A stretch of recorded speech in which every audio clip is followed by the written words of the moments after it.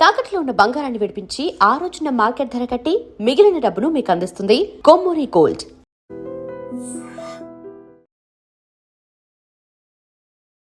శ్రీమాత్రే నమః. శ్రీ గురుభ్యో నమః.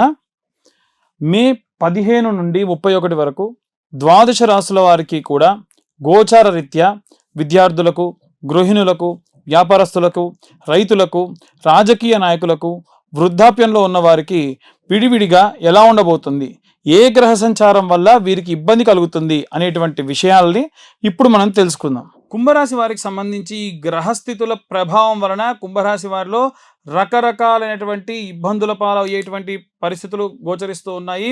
అలాగే గోచార ఫలితాల ప్రకారంగా అంటే ప్రతికూల పరిస్థితులు అధికంగా ఉన్నప్పటికీ ఉన్న గ్రహ సంచారాన్ని మనం ఇప్పుడు చూసుకున్నట్టయితే కుంభరాశిలో రాహు సంచారం చేయడం వలన విద్యార్థులకు సంబంధించి ఏకాగ్రత లోపిస్తుంది. చదువు కంటే కూడా ఇతర వ్యాపకాలు ఎక్కువగా పెరుగుతాయి. చివరి నిమిషం వరకు కూడా చదువును వాయిదా వేసినటువంటి ధోరణి వస్తుంది. సోషల్ మీడియాలు, స్నేహితులు, ఇన్స్టాగ్రామ్లు, రీల్స్ ఇవి చూసే అవకాశం ఎక్కువగా ఉంది. సమయం వృధా అయ్యే అవకాశం ఉంది. రోజు ఉదయాన్నే లేవగానే వీలైతే బ్రాహ్మీ ముహూర్తం, ఎందుకంటే రాహువు లగ్న ఈ యొక్క రాశిలో సంచారం చేస్తున్నప్పుడు బ్రాహ్మీ ముహూర్తంలో చేసేటువంటి పనులు ఏమీ చేయలేడు కాబట్టి ఆ సమయంలో సరస్వతీదేవి యొక్క ద్వాదశ నామ స్తోత్రం పఠించడం మంచిది. ఉద్యోగస్తులకు సంబంధించి రాహువు వీరి యొక్క రాశిలో సంచారం చేస్తున్న కారణం చేత అకస్మాత్తుగా మార్పులు వచ్చేటువంటి అవకాశం కనిపిస్తూ ఉన్నాయి. వీలైనంత వరకు కూడా దుర్గాదేవి యొక్క స్మరణ చేయడం మంచిది. శ్రీమాత్రే నమః అన్నటువంటి మంత్ర పఠనం చేయడం మంచిది. ఎక్కువ శాతం కూడా అకస్మాత్తుగా వచ్చేటువంటి మార్పులన్నీ కూడా అయితే ద్వితీయంలో శని ఉండడం వల్ల ఆర్థిక క్రమశిక్షణ అవసరం. ఆఫీసులో మీ పట్ల కొందరు తప్పుడు ప్రచారం చేసేటువంటి వాళ్ళు కూడా ఉంటారు. కాబట్టి ఇవన్నీ కూడా పక్కన పెట్టి రికార్డ్స్ పరంగా స్పష్టత ఉంటే మీ రికార్డ్ మెయింటెనెన్స్ బాగుందని చెప్పి మీకు మంచి ప్రమోషన్స్ కూడా వచ్చే అవకాశం కూడా ఉంటుంది. కానీ మిమ్మల్ని బట్టగాల్చి మీదేసే వాళ్ళు సిద్ధంగా ఉంటారు. చాలా జాగ్రత్తగా ఉండండి. శనివారం రోజున దుర్గాదేవిని పూజించడం, అలాగే రాహుకాలంలో దీపారాధన పెట్టడం వల్ల ఆటంకాలు తొలగుతాయి. వైవాహిక జీవితంలో రాహుగ్రహ ప్రభావం వలన భార్య భర్త పట్ల, భర్త భార్య పట్ల అనుమానం అనేటువంటిది రావచ్చు. అకారణంగా మనస్పర్ధలు రావచ్చు. ఒకరి మాటకు మరొకరు అపార్థం చేసుకునేటువంటి మిస్కమ్యూనికేషన్ వచ్చే అవకాశం, ఎందుకంటే రాహు మంత్రంలోనే ఉంటుంది. రాహు అరిష్టేత్ సుసంప్రాప్తే రాహు పూజాంచకారయేత్ రాహు ధ్యానం ప్రవక్ష్యామి చక్షుపీడోపశాంతయే. చిన్న మాట పెరిగి పెద్దది కావచ్చు. ఎందుకంటే మనం చూసేది వినేది తప్పుగా చేస్తాడు రాహువు. కుటుంబ విషయాలను బట్టి వ్యక్తులతో చర్చించుకోవడం ఉత్తమం.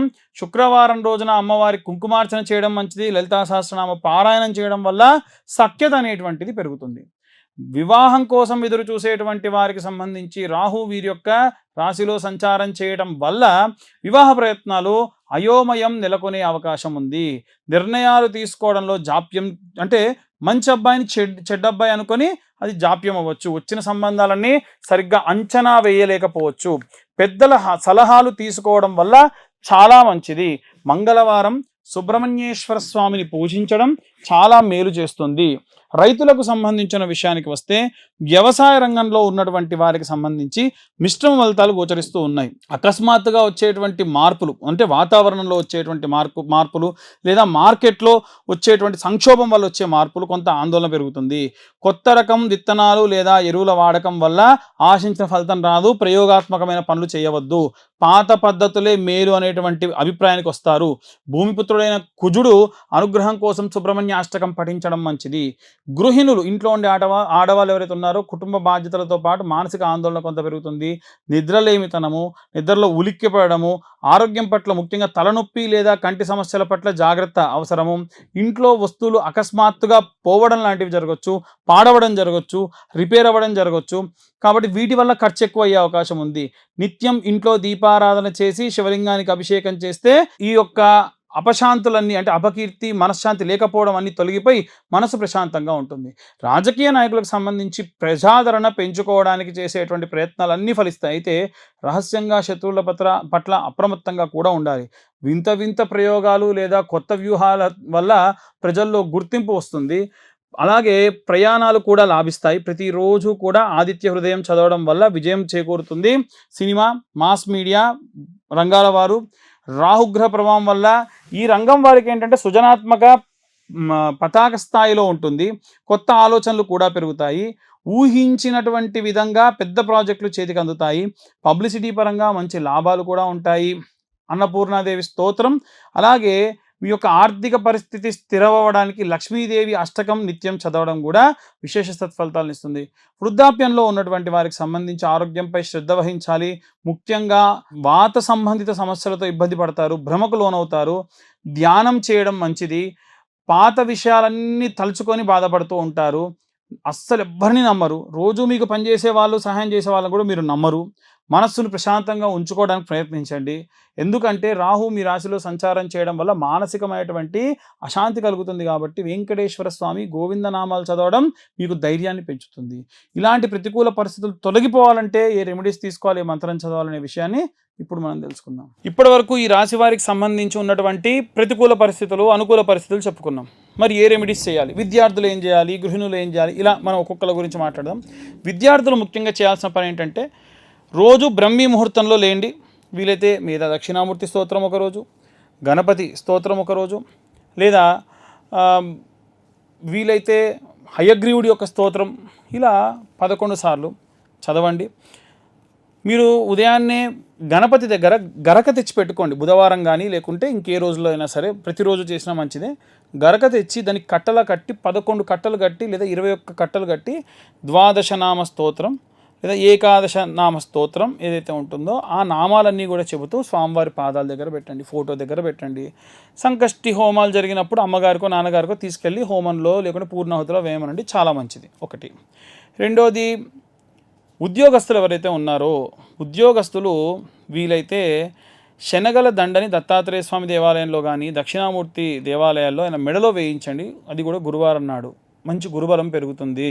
ఉద్యోగస్తులకు కావాల్సింది అదే. వివాహం కోసం ఎదురు చూస్తున్న వాళ్ళు కూడా ఇదే చేయాలి. వీలైతే మీ అమ్మా నాన్నతో చేయించండి. వివాహం కోసం ఎదురు చూస్తున్న వాళ్ళు గురువారం రోజు ఉదయం 7:20 నానబెట్టిన శనగలతో కూర్చున్నటువంటి శనగల దండని. అలాగే గురుగ్రహానికి సంబంధించి జపం కూడా చేయించుకోండి. ఈ యొక్క ఉద్యోగస్తులు అలాగే వివాహం కోసం చూస్తున్న వాళ్ళు, డైవర్స్ అయ్యి మళ్ళీ కలవాలనుకునే వాళ్ళు కూడా ఈ యొక్క రెమెడీ పాటించవచ్చు. అలాగే ఎవరైతే గృహిణులు ఉంటారో వారు నిత్యము కూడా శ్రీమాత్రే నమః అన్న పారాయణం చేయడము, గడపకు పసుపు పెట్టడం, రోజు స్నానం చేయకుండా ముందు స్లేపం చేయకండి. మీరు స్నానం చేసిన తర్వాతకే ఊడవడం కూడా చేయాలి. స్నానం చేయకుండా చీపురు పడితే కూడా జ్యేష్ఠాదేవికి నచ్చదు. ఏదో రకమైన నష్టము, లాస్ అనేది జరుగుతుంది. సింపుల్ పని కదా. లేవగానే కాలకృత్యాలు తీర్చుకొని స్నానం చేసిన తర్వాతకే ఇల్లు ఊడవండి, లేకుంటే అస్సలు మంచిది కాదు. మళ్ళీ చాలాసార్లు చెప్పాను, ఇప్పుడు చెప్తున్నాను.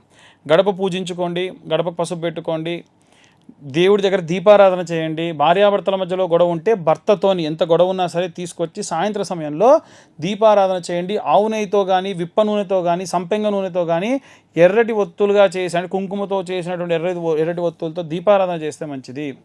అలాగే వ్యాపారస్తులు బుధవారం రోజు ఆవుకు గడ్డి, పచ్చి గడ్డి కనుక నైవేద్యంగా సమర్పించడం, అరటిపళ్ళు పెట్టడం, దాని ఆరోగ్యానికి సంబంధించిన వ్యాక్సిన్ వేయించడం కూడా చేస్తే ఉన్నత వ్యాపారాభివృద్ధి కలుగుతుంది. ఇవే కాకుండా ఇక ఎవరైనా సరే వివాహం కోసం చూస్తున్నటువంటి వాళ్ళు ఉంటే గనక కన్యాపాష్పతం, వరపాష్పతం లాంటి హోమాలు చేయడం జరుగుతుంది.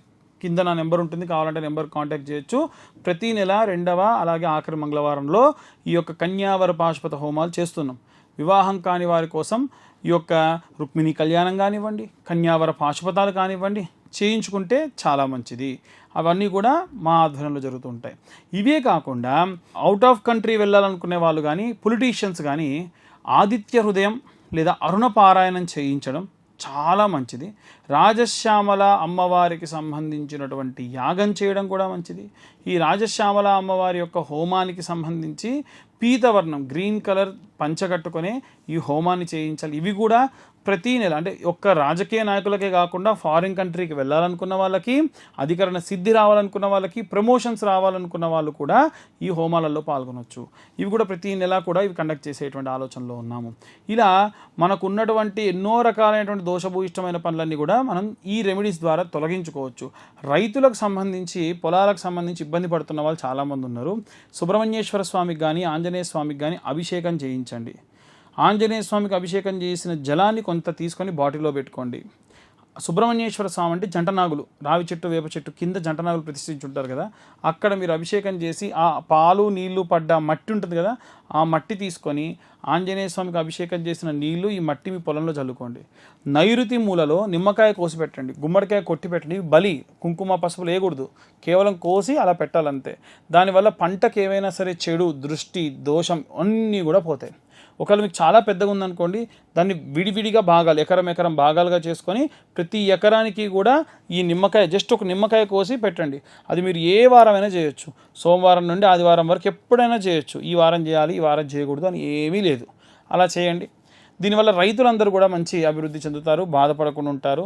అకాలంగా ఏమన్నా జరిగేటువంటి పనులని మీకు ముందే తెలుస్తూ ఉంటాయి. వృద్ధులు ఎవరైతే ఉంటారో వారందరికీ నేను పదే చెప్పాను, విష్ణు సహస్రనామ పారాయణం కానీ అలాగే వెంకటేశ్వర స్వామి యొక్క గోవింద నామాలు కానీ చదవడం మంచిది. భార్య భర్త ఇద్దరు కూడా కూర్చొని రోజు సాయంత్రం పూట ఏదో ఒక స్తోత్రం కలిసి చదవడం వల్ల విశేషమైనటువంటి లక్ష్మీ కటాక్షం కలుగుతుంది. డబ్బు కోసం ఇబ్బంది పడుతున్న వాళ్ళకు కూడా ఇబ్బందులన్నీ కూడా పోతాయి. ఇక ఇవన్నీ కూడా గోచార రీత్యా చెప్పేటువంటి విషయాలు మాత్రమే. ఇన్ డీటెయిల్గా జాతకం కావాలనుకున్న వాళ్ళు మీ పేరు, మీ date of birth, time, place కింద ఉన్న నెంబర్కి వాట్సాప్ చేస్తే డీటెయిల్డ్గా 60-70 పేజీల్లో జాతకం మీకు చాలా విపులంగా ఇవ్వడం, తర్వాత డీటెయిల్గా దాని గురించి మాట్లాడడం కూడా జరుగుతుంది. సర్వే జనా సుఖినో భవంతు. స్వస్తి.